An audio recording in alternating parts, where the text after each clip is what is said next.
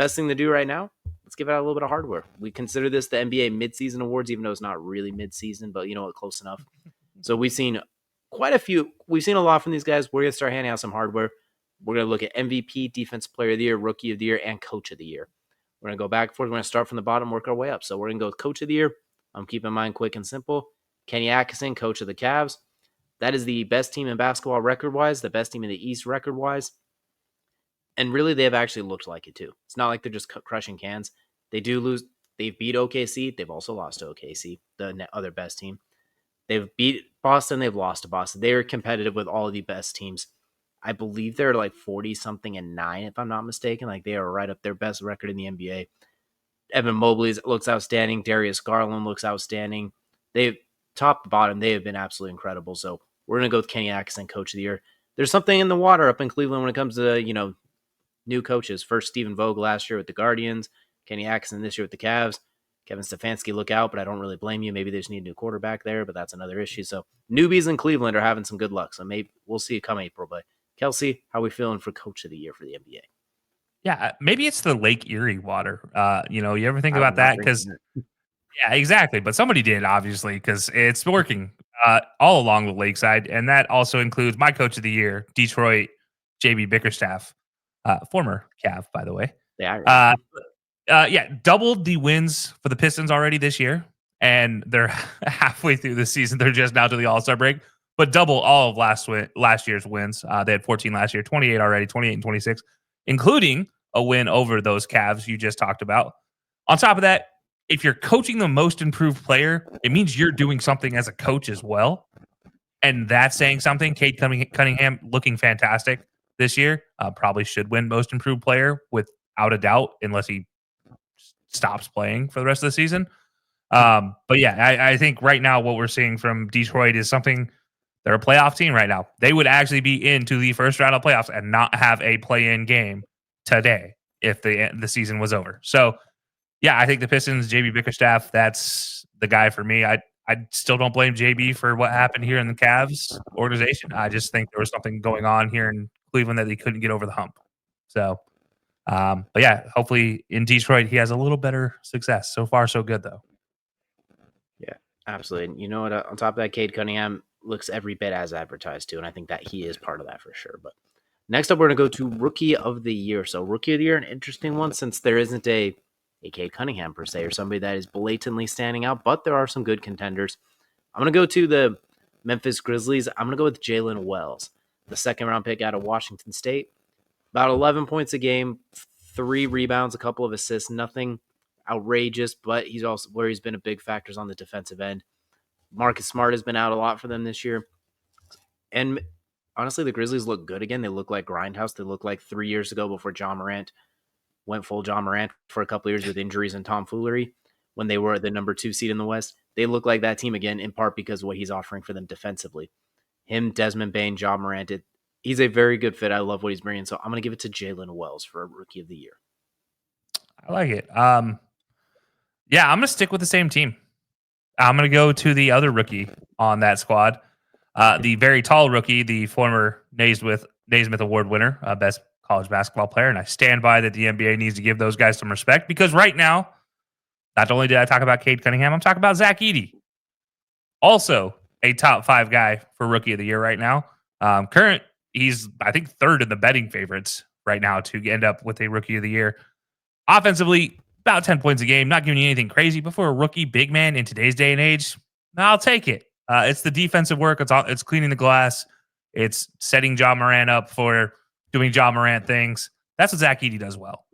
Alongside Jaren Jackson and really freeing up Jaren Jackson. I wish that was a stat. I wish freeing up a player could be a stat in some way, shape, or form. I think that's a trackable stat in some way. That's what Zach Edey's really making a lot of his talents seen is just freeing it up for Jaren Jackson to go be a 3-4, not be a 5 every time, and actually go shoot a 3 at a high consistent rate. So yeah, give me Zach Edey as my Rookie of the Year. I think he's a very talented rookie. I don't think he's the best big man in the league, but he is a different style big man for today's day and age, and I respect that. He definitely has a role, and he is playing it very, very well, and I think the trajectory is only up. So 2 really good picks by Memphis in the draft this year. Next, we're going to go to Defensive Player of the Year. I think we have the same one because I think it's pretty clear. Victor Wembanyama. The man had a standing block with his elbow without moving. He's had 10 blocks in the game. It's it's clear as day. I don't even think we need to spend too much time on this one. Yeah, man, I haven't seen a block like that since when I was at the Boys and Girls Club coaching the basketball team, and I did it to a small 2 foot tall kid. That's what he made a grown man look like, and that's just I've never thought I'd see that in the NBA.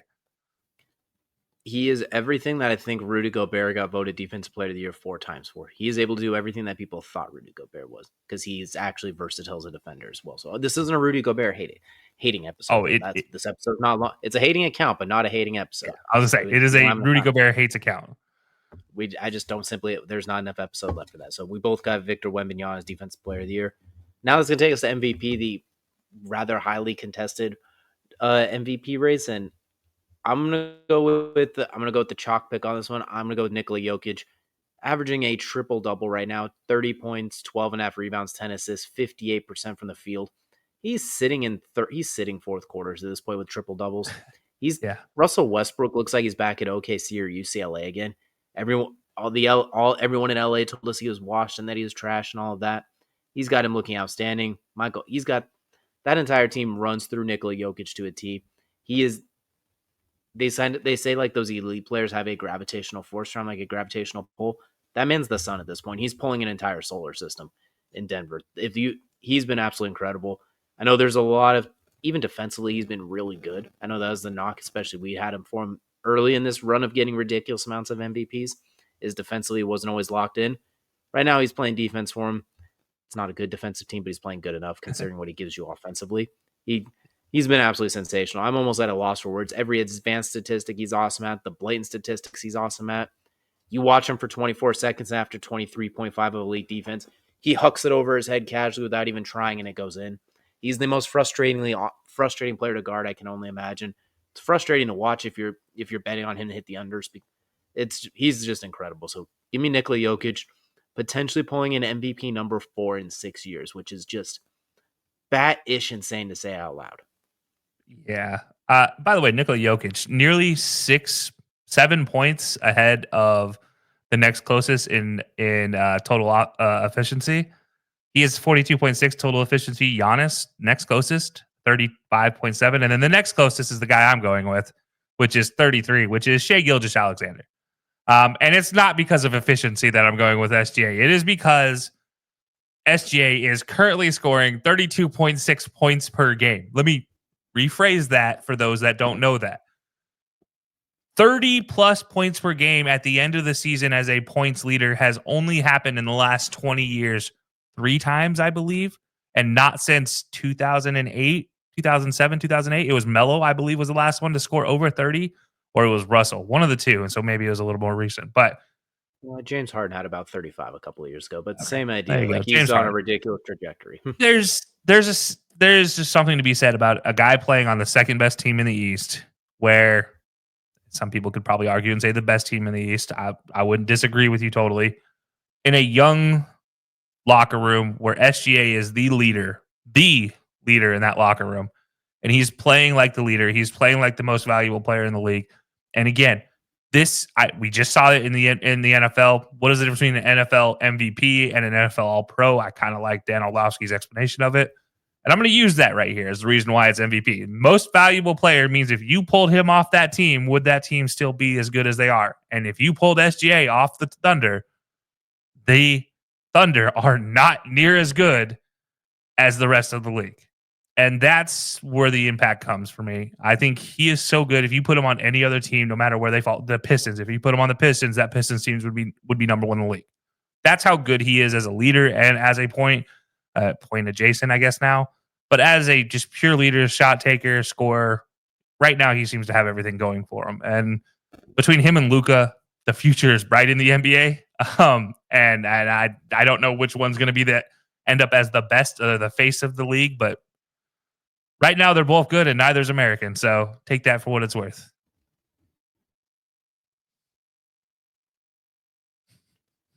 I'm going to add to your SGA thing with his points too. So since 2000, the only players that have averaged more points or even close to as many points per game Kobe Bryant, who gave you 35 that one year and led them to the 7th seed with Smush Parker as his point guard, where it was Oh, that's just the right. Yep. Kobe show. James Harden's MVP season, where he averaged an asinine 36 points. James Harden in 1920, where he averaged 34 points, which I don't think was his MVP year. That was the one he got robbed of, where a lot of people, Mhm. or wait, that was the MVP season. The other one is the one people thought he got robbed of. Either way, same point is made there. Luka last year with 34 points per game. Most people thought he should have got MVP last year, or at least a lot of people thought he earned it last year. Joel Embiid a couple of years ago with 33 points, MVP. And then there's Shea at 32 and a half. So in that company, a lot of MVPs slash all-time great in that category since 2000. Obviously, there's a lot of Michael Jordan, some Nate Archibald, way too much Wilt Chamberlain in there. So we're not going to go I think that there's an deep into the Allen well, but Iverson just since somewhere in there 2000, too. that's some elite company. Yeah, I think AI falls in that He was in category like the somewhere. in the high low 30s. Yeah. There's a lot of really good players in there. So you can't really go wrong with either one, I'd say. That's an incredible duo to go for. I do think if things were to end right now, voter fatigue definitely might catch up to Jokic, unfortunately, which stinks. But that's what happens when a couple of your earlier ones, there might have been stronger candidates. It's just the cookie crumbles in very weird ways. But Jokic, SGA, give me either one of them. But I'll take both of them with a bag of fries, please. But before we get out of here, Kelsey, I'm gonna have you go ahead and wrap up your midseason NBA awards one more time for us. Yeah, starting at the bottom, working my way up. Coach of the year, JB Bickerstaff. My rookie of the year is Zach Edey. Defensive player of the year, none other than Wemby, the alien himself. And then the MVP, Shea Gilgeous-Alexander, SGA. SGA president for sure. And for me, I'll go and wrap mine up quickly. Coach of the year, we got Kenny Atkinson with the Cavs. Rookie of the year, Jalen Wells with the Grizzlies. Defense player of the year, surprise, surprise, Victor Wembanyama. And MVP, the Joker, Nikola Jokic himself, going for number 4. But that's what we have for NBA mid-season awards. That is now good.